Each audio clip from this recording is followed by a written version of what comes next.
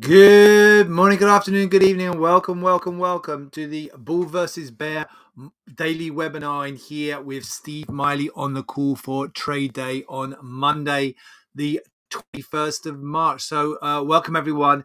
We're going to go through our kind of usual regular run through in here today. We'll take a look at the calendar, what we've got coming up. We won't just take a look at the calendar for today. We're taking a look at the calendar for this week.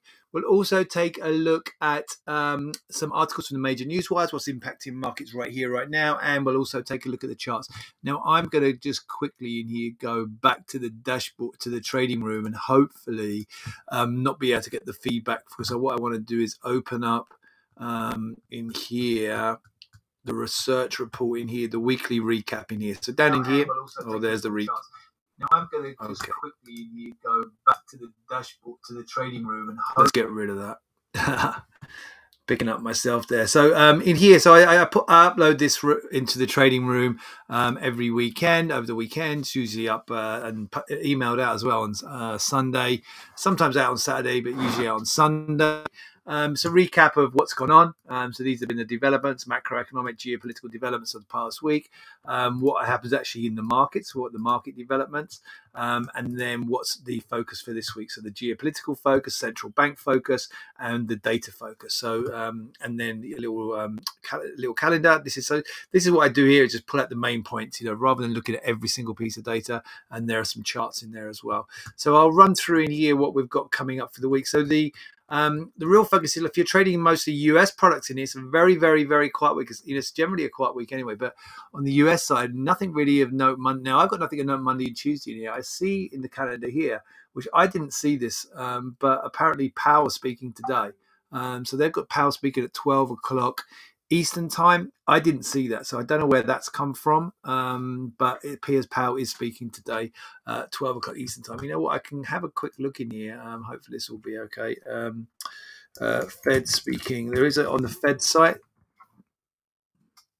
Fed speaking today. So the Fed site, I've got a list of their speakers in here. So you got news and events, so you see this page here on the Federal Reserve's own site, and it gives you a list of what's going on. So speeches, where's the calendar? Usually there's a calendar view month. Okay, so we go down to today, 21st of March, or as my US cousin says, March 21st.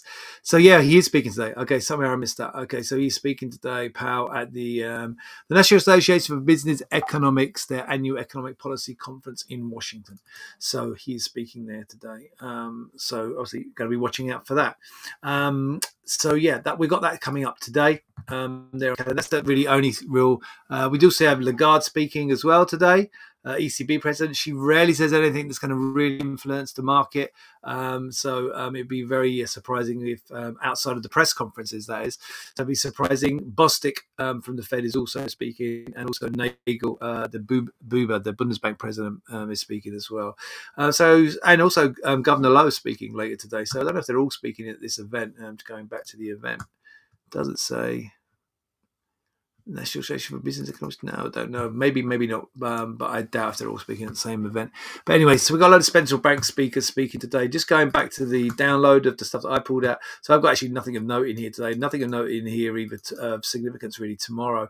You have a lot of UK data of importance this week. Now, unless you're trading the British pound, it's unlikely to be particularly impactful for you. It might have a little knock-on effect into other markets, but it's doubtful. But we do get UK inflation data on Wednesday, and we get the UK government delivers its spring statement, and then Powell is speaking again on Wednesday. Bank of Japan meeting minutes rarely move markets in here, and then probably the most important two sets of data for the day, if you're from the US side, we had the global Flash Pmi data from market on Thursday. So market Flash PMI. So Flash PMI is going to be the data for March. It's a heads up. It's a forerunner to the actual final March data we get right at the beginning of March. We get right at the beginning of April. This is like, they say about 80 to 90% of the surveys. It's based on 80 to 90% of the surveys. So it's a good indication of what that data is going to be. So we get that. And remember, for the US, we usually watch the ISM PMI data. The ISM is the Institute of Supply Management. Remember, PMI, Purchasing Managed Index. It's an important set of data, but usually we watch the ISM data. It's the most important data for the US markets, and usually taken as a better reflection of the US economy. And the market usually moves on that. Generally speaking, the market data, MARKIT, market is the company. The market data and the ISM data are released on the same day. The market data is usually 15 minutes before the ISM data. However, the ISM do not publish a Flash Pmi, which is like a heads up, a clue, a forerunner piece of data. They only give the final number, which will be coming at the beginning of April for March. But we do get the Flash Pmi. So obviously with nothing else to look at, the Flash PMI data from market will be looked at for the US. We also get US durable goods orders also on Thursday. And then we round off the week with UK retail sales and the German IFO survey. Again, important pieces of data, but more for the local economies. But nevertheless, you have to, if these pieces of data are good, they could push European indices higher or lower if they're not particularly strong. And then we could see knock-on effect into the US indices as well. So it's worth keeping an eye on all these European pieces of data. You know, the European markets, although the US markets are more dominant of the European and Asian markets, European markets, you have to have big movements through the morning, then they can impact into where the US tends to open. So yeah, we're definitely going to be keeping an eye on them. Talking of which, in here, European stocks last week posted their best week since November 2020. That was in one of the strong rebounds in here through COVID. I think as we got the confirmation, it's probably around the either the US election or it's probably as likely to be through the God, I'll get my words out in a second, guys. Through the finding of the vaccine potentially. That was the end of 20, right? Yeah, November 20, I think, when we got the vaccines coming through. So it could well be from there. But anyway, a solid week. So this is just a bit backward looking. This is an article from Friday. But basically, European stocks did finish on a strong note. And if we look in here this morning for European bourses, been lower and back higher in here and pretty much unchanged, kind of mixed if you're looking through here, but you know, look, either slightly anywhere between unchanged to maybe 0.5% up to 0.5% down. So the FTSE is over 0.5% up. If we look at some of the other big indices, the DAX is basically flat. The CAC, that's the French, DAX is the German index, the CAC is the French index, that's kind of flat in here. If you look at the Stocks 50, that's the biggest 50 stocks in Europe, Pan-European Stock Index, that's coming in at 0.32, so up. So markets at the moment slightly higher in here today in Europe. And if we look at what's happened in here on the, so it says in here actually futures edge lower. So US futures did edge lower, but they've rebounded. US futures edged lower with European, and there was a crash this morning. A Boeing 737 crashed in China. And Boeing shares are falling on the pre-market, and hence they make a big part of the Dow actually, because the Dow is a price-weighted index, and because the Boeing is part of the Dow and makes a significant, it's got a large price and it's a price-weighted index, then Boeing does have a more significant impact on the Dow than it does on the say the S&P 500, because the S&P 500 is a capital weighted index, not a price weighted index. Remember, so the Dow is a price weighted index. Your position is on price, the size of the price, where the S&P 500 is a capital, so it's the size of the actual company, has a bigger influence on the index. So yeah, Boeing lower in pre-market because of this crash in China, and futures were lower with European bourses, with European markets lower. But if we go and take a look at where US futures are now, so this is, remember, these are the cash market closes, so that we're not open yet. These are from Friday, so we were up around 1% on the Dow and the S&P from Friday. We are minimally lower in here, but you see S&P effectively unchanged. Nasdaq very minimally lower. Dow's a little bit more lower, and that's because of Boeing. Okay, so Dow future a little bit more hit than the other markets in here this morning, but we did dip lower and then have rebounded through the morning so far. So it's a fairly tame start to the morning. As I say, European futures markets in here. European futures markets are kind of mixed, are kind of unchanged on the day. Just going to get rid of some of these tabs so I can concentrate on what we've got left to look at. Okay, so what have we seen as well this morning? Well, oil is actually oil surged back higher in here. Concerns about supply being hit from Russia has seen oil back higher. We'll come and look at the charts shortly, but oil being back higher is certainly a negative in here for stocks. You know, there's still got this kind of now inverse relationship. So oil rebounding because of supply concerns in here this morning leaves markets vulnerable. The stock indices are vulnerable with the oil price nudging back to the upside. It's up around 4% in here this morning. We'll take a look at that as we move forward. I realised I kind of took my eye off the ball there a little bit, but if we go for 5 things to start your day, just run through in here. So we've got further fighting. So, you know, just rolling back to where we were with respect to the Ukraine-Russia. Nothing really of significance new. There have been some, you know, in Mariupol in here coming under increasing pressure, and also in Kiev, but I mean, they're still holding firm. The aluminium jumped. Australia banned shipments of alumina to aluminum, as you say in the US, but alumina, which makes aluminium. So they're banning shipments to Russia, adding to inflationary fears. That's knocked markets as well in here this morning. European natural gas prices fell, have fallen further lower as Russian shipments through Ukraine held stable, and forecast showed warmer than usual weather on the horizon. Okay, so energy down on that side, but as we said, oil not particularly helping matters in here. What else do we have in here? So that's fairly light on the 5 things to start your day. And here's a US stock futures erase losses, oil extends rally. So you know, we did get that dip in the futures. They have managed to rebound. And I say Powell is speaking late today. So what else we got in here? Countdown to the FOMC. We've been monitoring this. This has been hovering around 50, between 50% and 40, 60, 60, 40. This is for the next rate hike in May, but basically nailed on that we're going to get at least 25, and with risk of a 50 basis point hike. But we'll continue to watch that. And then was one article in here from Forex Live. Moscow says there's still no basis. So there's been rumors of Putin and Zelensky meeting. Moscow basically, pouring water on that and saying that's not going to be happening anytime soon. So no basis for any possible data. There needs to be significant progress made first. Russia ready to work faster on negotiating the Ukrainian side, but they're both pointing fingers there, but nothing really developing on that. Okay, let's take a look at the charts. So another super strong day. We looked at this on Friday anyway. The market had already set up fairly positively, but it was a super strong end to the session on Friday. This is the S&P 500 closing right on the highs, basically really strong Marabuso candlestick. 4 massive days in here, Tuesday through Friday last week. Market adding on significant, creating a big triple bottom down here. 1, 2, 3. Up through that peak, reversing this trend line in here. And if we go and take a look now, I was looking at this earlier on, but if you go and take a look at the Fibonacci retracement of just this sell-off of this down leg in here that I'm showing you there is the February down leg. That's the effectively the sell-off that we've had due to the Ukraine situation. Okay, and what I'm going to do in here is also add in the 78.6. So you can use on this when we get to this retracement. Some people use 76.4, some people use 78.6.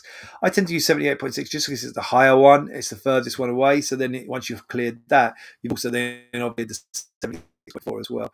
So if I put that one on in here, you can see the market's gone right up close to that. So it's nearly got through the final retracement, the 78.6% retracement of just that sell-off there. Now, I think also that's interesting in here, if we then go and take a look at the sell-off, the Fibonacci retracement for the whole sell-off from the beginning of the year. So this is from the very high through to the very low.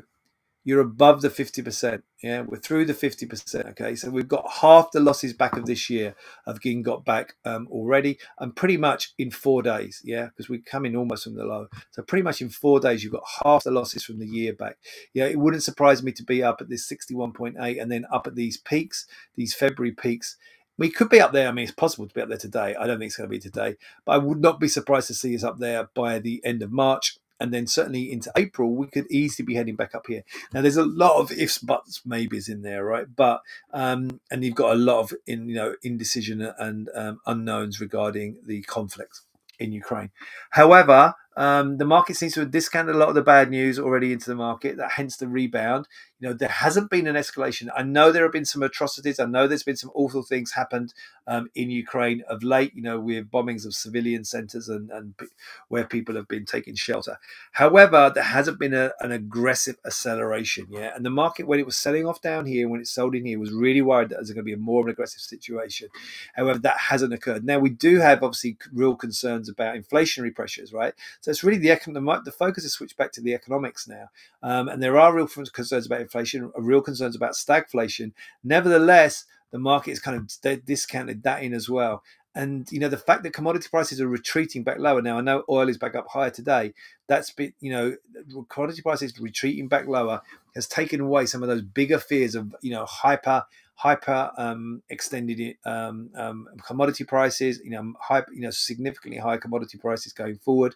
And so some of those fears have been eased. And you can see this morning a fairly positive candle. We've dipped and rebounded already. We dipped, and if you zoom in, I'm not going to do all the work for you guys, but if you think about it as a Marabuso, the 50% of a Marabuso of Friday's activity is the support, and we got nowhere near the 50%. In fact, I'd probably guess we're closer to. Actually, I'll quickly put it on. Having said I won't do the work for you, but if you go and look at just the Fibo of just Friday's activity, look, we held above, actually showing the 61.8. I put it around the wrong way, but it's held above the 38.2% retracement. So we went down towards the 38.2 and bounced from above the 38.2% retracement of just Friday's move. So that's a real positive. If we step in and see on the 30-minute chart in here, and let me just get rid of all these drawing tools. In here, look, you can see, so there's the impulsive moves that we saw last week, all the way up from the low. Here's Tuesday, dip and a bounce Wednesday through the Fed. Remember, that was the Fed sell-off, rebound, and a really strong, and then a decent move up Thursday, and then through into Friday. And then there's the dip and a rebound. Dip and a rebound this morning, back up towards the highs. I'm fully expecting an upside extension. No data. You do have Powell speaking, so we are watching up for Powell. Remember Powell. We have him coming up. Where are we? Powell. He is at 12 o'clock. 12 o'clock midday Eastern. So it's going to be 11 o'clock Central. In the UK, if you're on GMT, it's going to be 4 p.m. And if you're in Europe, it's going to be 5 p.m. On continental Europe, 5 p.m. And then depending on where you are from GMT, I'm not going to go around the whole world with all the different time zones, but basically 12 o'clock Eastern time is POW. So we're certainly going to keep an eye out for that. But I could certainly see us notably higher before that even happens on the cash market open. Now, obviously, on the open, Boeing's going to get hit. See how Boeing fares. Let's take a look at Nasdaq. It's going to be a similar story, really, guys. 4 really strong up days, closed on the high, triple bottom down here through this peak from early March. Okay, and again, if we do the Fibonacci retracements in here, just of the I've lost it. No, I've forgotten how to get it back. How do I get that back? If anyone's watching, there it is. There we go. Yeah, okay, you go up to the top. I remember now. Okay, let me remove all the drawing tools first of all. You can see we reversed all those trend lines anyway. If we go and take a look at the Fibonacci retracement now of just so this bit in here, just the February sell-off. Okay, sell-off from February, sorry. In here we are, as you can see, above the 61.8% retracement. Okay, already above the 61.8% retracement of the February demo. If we go and take a look at the sell-off from the high is actually from over here. But we'll take it from this one because this is like really where the bear move happens. So we're through the 61.8% retracement already of just the down leg February through March. And if we take a look at where we are on the whole move, I'm going to take it off of this high here. So we're through the 38.2. We took out that high. You know, this is the next target here up at the 50%. And again, we could be up there towards that 50%. That's going to be around 14,800. So up towards there. Could easily see us up towards there today. Certainly towards 14,600, 650 in here today towards this swing high. That's at 14. Where's the high there? 14,665. You know, that's a potential upside target. And if we swing into the, you know, the 30-minute again in here, same thing in here. Look, swing, rebound, impulsive rebounded here in the last hour or so. And the market, you know, if you look at the bigger picture for the whole rally, that uptrend very much intact, you know, very, very much intact in here. So go in here. Here's the trend from the low. Now, this one is going to have been breached. And you see the market breached that, and then impulsively got back about, breached it again. So there's definitely a reason to redraw this. Now, whether you could argue that this is drawn then from the low through this low, and that works quite well, or you could draw it off this. So this spike low, that's the Fed spike low, right? So you could draw it off the Fed spike low through here as well. You know, it's kind of very similar place anyway. But nevertheless, you can see now, and I'll remove that one what's been breached. You can see regardless if you draw off of these two in here, the market has respected it, gone down towards. So this is kind of, you know, shows, this is reinforces a trend line, a little bit of teaching here. So you don't have to have this mythical, magical third touch, right? If the market respects the trend line, that's enough. So the market's come down towards the trend line, approached it. You know, if the bears really wanted to take control, they could have boom, taken it through, right? But they haven't been able to take control. The bulls have come step back in and bought it. So these trend lines have been respected. You know, so this isn't as good as a perfect touch, but it's, you know, it's showing that this trend line is being respected, or these two trend lines that we've redrawn in here are being respected. So again, for me, there's no reason for me to get, unless the market fails at the overnight high up here, or actually this is from the Friday high, unless it fails at the Friday high and comes back low and you get a little double top, and then that will be triggered through here. Unless that happens, we roll back lower. That's a reason to go short. But right here, right now, I can only see buy opportunities here on these stock indices. Right, let's take a look on the commodities, and then we'll wrap us up. So I'm going to start off let's start with oil, since we're on oil.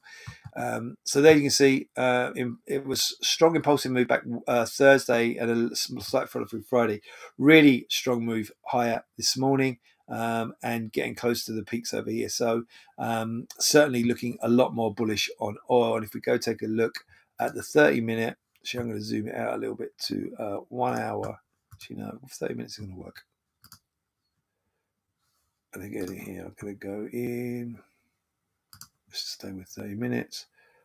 I'm going to remove all of this. Okay, but you can see these peaks over here. These are going to be super important. You know, we just looked at those on the daily chart.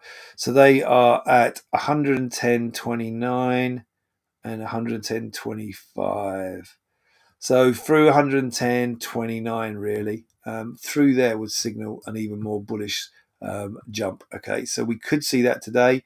Again, the trend line from the bottom. Now, interestingly, we are now really seeing, so you've seen oil's obviously recovered since last week. So that correlation has broken down a little bit in here, in that we now have oil going higher and stocks still happy to go higher. So we've got this trend line works really well here through here, because it actually, even though I drew it through here and here, kind of does touch through here and here as well, and then you get another touch here and another touch here, and the market again has come down towards. And now my only concern in here with oil, as you can see in here, we've gone up, we've now got a lower low very close to the high, the previous high. So this was from overnight, okay, and then the market's got back up close to that and failed. Now obviously if you take that low there out, which was from a couple of hours ago, that low there is at 108.08. If we take the 108.08, that's a double top pattern, okay? And then it would certainly switch more bearish. And that would help, almost certainly help stocks on the upside. And the market is obviously falling. So watching out for that. I think you can buy it above 108.08. If I definitely have a stop and reverse through 108. And then you've got another couple of impulse points here as well, just below 107.88. Yeah, here 107.88, 107.91, these lows here. So yeah, I mean, I think you have to be cautious. I mean, I'd be cautiously long, probably waiting to buy it closer to this low here, and then have a really tight stop and reverse. So, you know, want to get a better value in. I'd even step in now, have a look on the 15-minute. Yeah, I mean, it does look a little bit vulnerable to testing that low. If it takes out that low, you got a double top pattern. So just watching out for that, guys. Yeah, I mean, if you're brave, you go short here, right? You go short right now. I mean, you can go short. You reverse this kind of little upline. You go short, and then you wait for a break here and wait for the acceleration, right? So there is. I can see you either wait and buy it closer to here, or you're short now and looking for a break of here. But I would definitely have a stop and I'd be adding to shorts down through that low for the double top pattern. Okay, what we got going on with gold? Let's take a look at gold. So gold's been languishing, back lower in here again on Friday, and then in here a lackluster rebound. So you've got this blowout top in on gold. So you're in a decent uptrend anyway, and then you blow out to the upside. That probably signals the top's in up here for some time. And then I think all the risk is back lower with gold. And again, stepping in, 30-minute chart now. So we spoke about this before. Head and shoulders topping pattern. It was flirting with these necklines, broke the necklines. It's been choppy on the way down, but you see it's underneath these necklines. It stayed underneath the necklines now. For me, all the threat is to the downside still for gold, but it's not a clean trade for me. It's not really that clean. And if we look at, say, the Fibonacci retracement on the kind of rebound that we had. So we're through 50. We're down through 50%. We've held above 60, just above 61.8%. I mean, I've got no real strong view in here. I mean, I think you could, if you hold a gun to my head, I'm short, but I wouldn't be trading this. All right, guys. I think I'm going to wrap it up there. I'm going to leave it there. I'm going to wish you all a great trading day. Please do stay safe out there. I'll be back with you with another bull versus bear webinar tomorrow on Tuesday. Bye.